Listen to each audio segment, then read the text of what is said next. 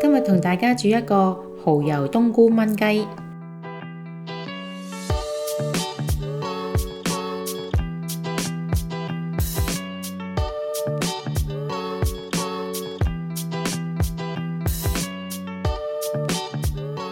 首先將雞件洗乾淨，然後印乾水分，加入生抽、老抽、糖、蠔油、玫瑰露、生粉，先醃30分鐘。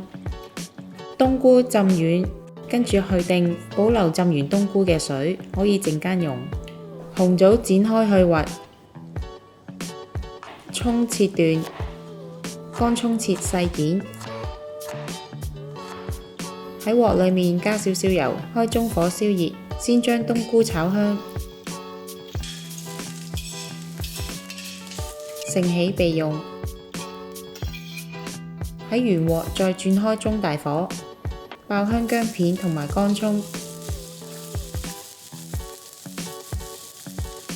落頭先已經醃好嘅雞件，炒至金黃色。跟住再加入冬菇同埋紅棗，然後再加浸完冬菇嘅水同埋1碗水，跟住煮滾，然後蓋上鍋蓋，用中火煮到氣門開始跳動，就可以轉細火。共燜煮嘅時間大概10分鐘，記得煮嘅時候要保持氣門跳動。跟住用生粉水埋芡。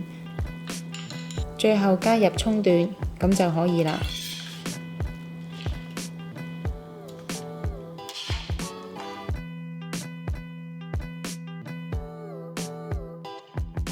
鍾意我哋條影片嘅朋友可以 like、subscribe、share， 同埋記得撳着個鐘仔，可以第一時間收到我哋嘅最新資訊同埋影片。